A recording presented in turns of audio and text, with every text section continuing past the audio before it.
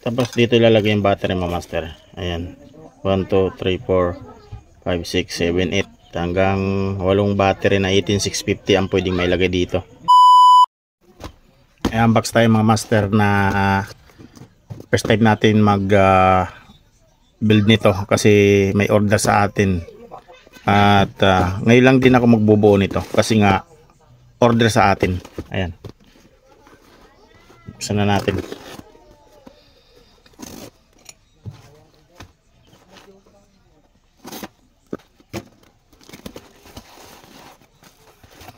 Ayan.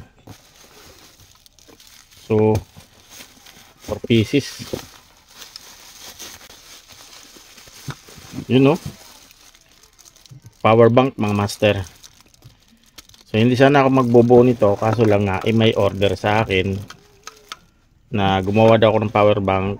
So marami na nitong gumagawa mga master. Ayan. Siguro napapanood nyo sila. Pero ako ngayon first time ko lang kasi mag ano nito. Ayan. Hindi ko kasi to hilig. Ang hilig ko ay solar battery, motorcycle battery. So ayan yung loob niya mga master.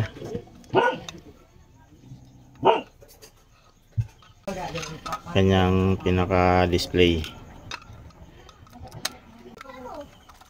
Tapos dito ilalagay yung battery mga master. Ayan.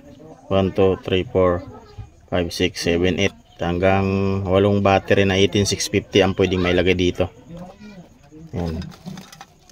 May pre pa siyang maliit na ayan, pangkalas screwdriver. Ayan. Ang ganda mga master. Marami nang bumubuo nito mga master.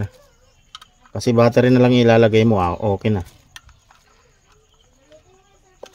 So ayan, bali 4 ito mga master. Atin pa yung dalawa.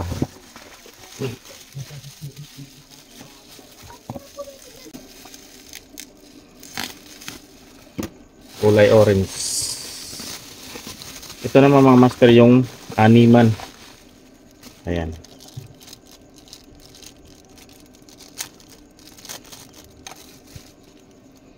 Ayan. Animan mga master. Ayan. So 6 na battery naman na 18650 ang may lalagay dito. Ayan. Ganda mga master. Mayroon siya mga LED sa gilid. Ayan. First time ko kasi mag-order nito mga master at first time ko rin gagawa nito. Madali lang naman kasi lalagay mo lang yung battery dito. Okay na. Ayan. Kung hindi lang may order sa akin, hindi ako nito o-order, hindi ako bibili. Dahil may nag-request na umorder ng ganito, ayan, napa-order tayo. Sa sunod na upload mga master, lalagyan natin battery, testingin natin. Hanggang dito na lang muna. Maraming salamat mga master.